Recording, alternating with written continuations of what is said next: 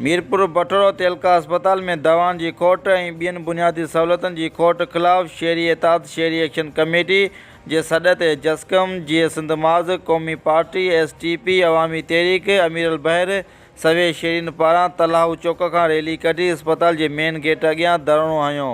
अॻवाननि media सां ॻाल्हाईंदे चयो त जॾहिं खां समाजी तंज़ीम मरफ़ जो इंतज़ाम संभालियो आहे तॾहिं खां अस्पताल में पेनाडोल गोरी बि नथी मिले। अस्पताल में डॉक्टरनि जी सख़्त खोट आहे। हिननि चयो त अस्पताल में लेडी डॉक्टर न हुअण करे वीएम लाइ आयल ग़रीब औरतूं दरबदर थी अताई डॉक्टरनि हथां लुटजनि ऐं फुरजनि थियूं। केतिरियूं ई औरतूं वीएम दौरान बेमौत मरियो वञनि।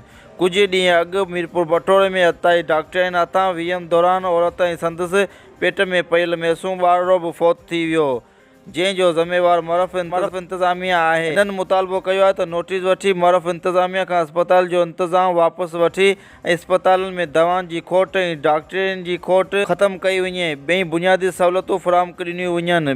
ॿिए सूरत में सख़्त एहतिजाज कयो वेंदो। रिपोर्ट अशरफ चंदो, शाहीन न्यूज़, मीरपुर बटोरो।